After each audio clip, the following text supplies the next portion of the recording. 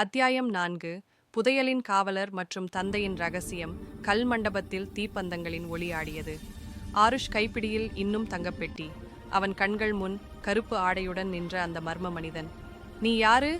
ஆருஷ் குரல் துடித்தது. மனிதன் மெதுவாக முன்னே வந்தான். முகம் வெளிச்சத்தில் தெளிந்தது. அவன் முகத்தில் வயதின் சுருக்கங்கள் இருந்தாலும் கண்களில் தெய்வீக ஒளி.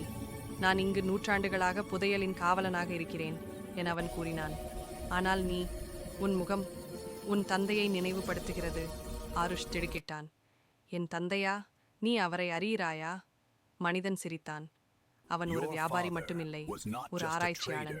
இந்த புதையலை கண்டுபிடிக்க வந்தான். ஆனால் உண்மையை உணர்ந்து விட்டான். ஆருஷ் குழம்பினான்.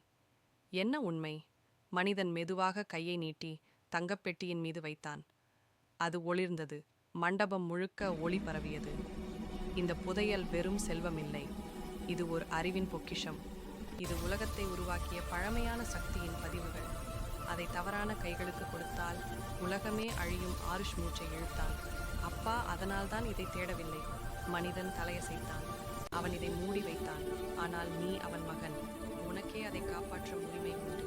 அவன் தன் தோளில் இருந்த முத்திரையை எடுத்து ஆருஷின் கையில் வைத்தான். இனி இந்த முத்திரை உனது பாதுகாப்பின் அடையாளம். நீதான் அடுத்த காவலன். அந்த நேரம் மண்டபத்தின் சுவர் அதிர்ந்தது. மண் சரிந்தது.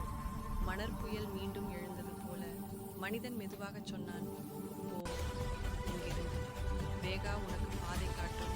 உன் தந்தையின் கனவை நிறைவேற்று. ஒளி பரவியதும் மனிதன் மாயமானான். ஆருஷ் குதிரையின் மீது ஏறி வெளியே பாய்ந்தான்.